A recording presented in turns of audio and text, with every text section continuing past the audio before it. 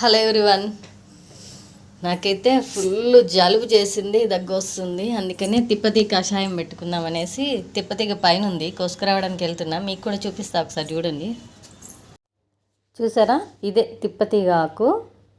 మేము వేసాము ఈ తీగ. వేసినప్పుడు అది జామ చెట్టుకి ఎక్కింది, ఇలా పైకి వచ్చేసింది డాబా పైకి. మాకు దీని ఆకు గురించి అంతకుముందు తెలియదు. కోవిడ్ టైంలోనే ఈ ఆకు గురించి మాకు తెలిసింది. కోవిడ్ టైంలో తీసుకొచ్చి వేసామన్నమాట ఈ చెట్టు.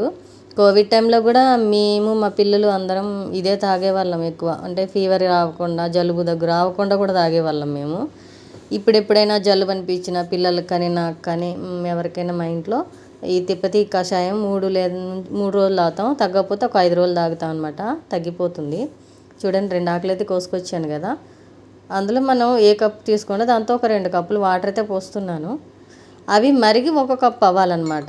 ఇందులోనే కొంచెం ఒక మిరియాన్ని దంచితే ఎంత వస్తుందో మిరియాలు కూడా అంతే వేస్తున్నాను.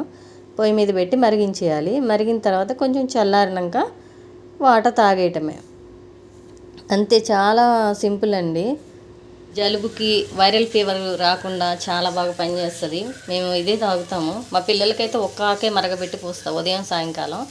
అది తాగేటప్పుడు కూడా ఎలా అంటే మార్నింగ్ పరిగడుపున తాగాలి. తాగిన తర్వాత ఒక 1/2 అవర్ వరకు ఏం తినము. మళ్ళీ ఇప్పుడు ఈవినింగ్ తాగిన తర్వాత మళ్ళీ 1/2 అవర్ వరకు ఏమి తినము. మేమైతే ఇలా చేస్తాము.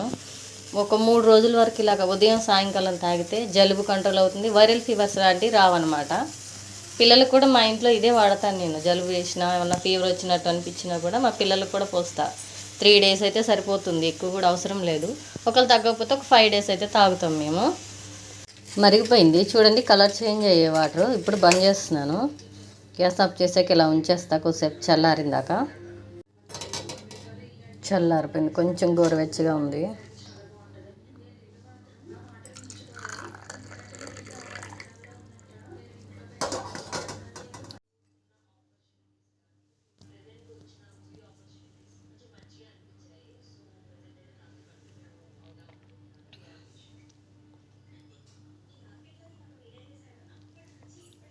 ఇది ఏ విధమైన టేస్ట్ ఉండదు, వాటర్ తాగినట్టే ఉంటుంది.